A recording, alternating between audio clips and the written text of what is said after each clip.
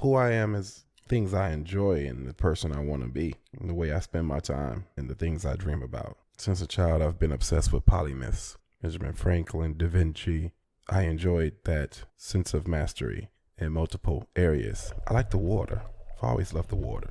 Despite having severe sun sensitivity, having bad cases of sun poisoning whenever I'm in the sun, I still find my way to the water.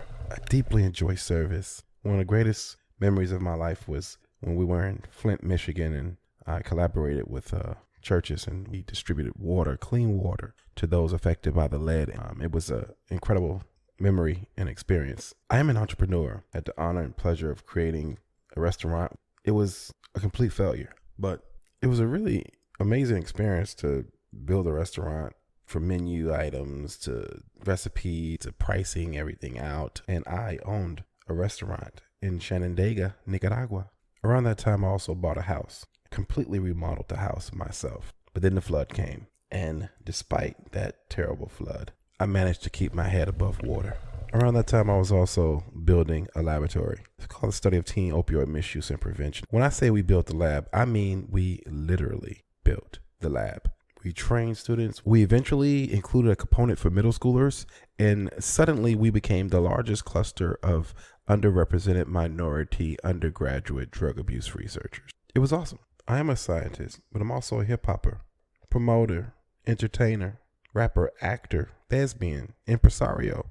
How can I maintain my scientific credibility and also maintain my hip-hop credibility and be on stage with one of my childhood idols, Pastor Troy, gangster rapper, legend of the South? How do I maintain these identities in these perpendicular universes and not suffer from that Du Bois and double consciousness? How do I continue to be a published social scientist, respected, the intellectual, but gangster?